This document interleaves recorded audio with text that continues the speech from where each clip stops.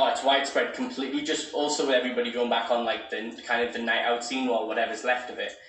Second-year students, they've only been back in Newcastle for a week and are sure they weren't infected before they arrived. Do you think the advice should have been different at the beginning of term on reflection now? I think that they definitely had a lot of time to plan, and I think some precautions aren't quite as good as it could have been, like students coming back to the halls. They're all just thrown back in there and it's shot back up. But I don't regret it at the moment. We're still having a good time in the household and we're working through it quite well. There are so many students isolating that food parcels are now having to be sent out. This is now a huge operation to look after them. This week, in total, we'll have supported, both in university accommodation and private accommodation, 1,000 students. We're working with partners in the Students' Union and the City Council to make sure that those students have supplies.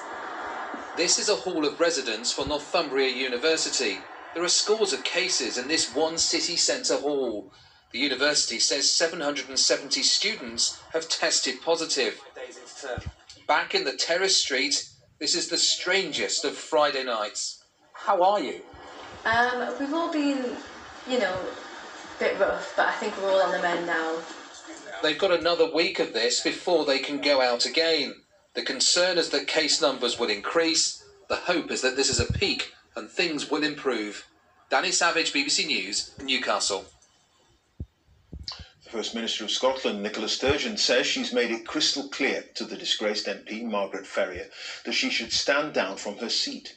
Ms Ferrier was suspended from the SNP for travelling from Scotland to London by train, despite experiencing COVID symptoms, and then returning back to Scotland by train after testing positive. The Metropolitan Police is now investigating. Here's our Scotland editor, Sarah Smith. Nicola Sturgeon says Margaret Ferrier is a friend, but she's not attempting to defend what she's called a monumental, almost incomprehensible error of judgment. Her actions were reckless, dangerous and completely indefensible, and I feel very angry on behalf of all of you.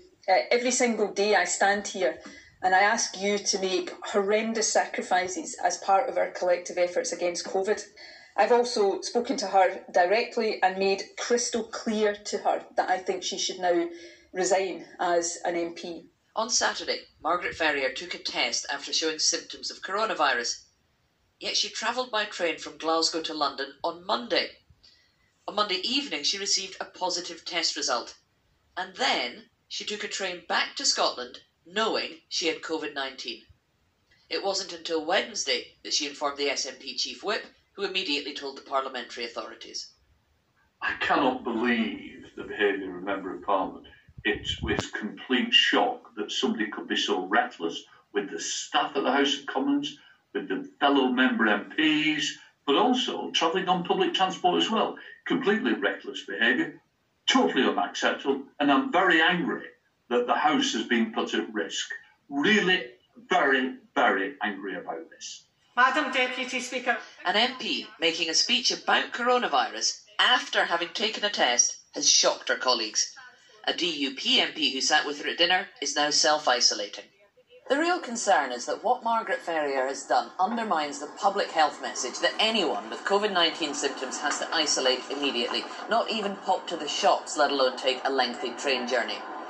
Ms Ferrier admits she made a huge mistake. But people here in her constituency, people right across the country, might well be asking, if she can do it, why can't I? I think she should have known better. Yeah, definitely. After all the kids that are back at school know the rules. And she should know the rules. I am an SNP member. I'm just very sad about it all. Very disappointed. Ms Ferrier is being investigated by the Metropolitan Police and the British Transport Police, as well as the Commons Standards Commissioner. She may face a fine and could be suspended from Parliament. Sarah Smith, BBC News, Cambusline. Well, the latest government figures show there were 6,968 new coronavirus infections recorded in the latest 24-hour period. That means the average number of new cases reported per day in the last week is 6,273. And on average, 372 people were admitted to hospital every day. This number doesn't include Scotland. 66 deaths were reported. That's of people who died within 28 days of a positive COVID-19 test. And that means, on average, in the past week, 47 deaths were announced every day, which takes the total number across the UK to 42,268. Now, different parts of the UK have had mixed fortunes when it comes to tackling coronavirus. Luton was praised by the Prime Minister this week for its efforts, but is now back on an official watch list. Other councils are faring better, as our health editor, Hugh Pimnow, explains. It was an area with a COVID-19 problem. That's why Hertsmere Council in Hertford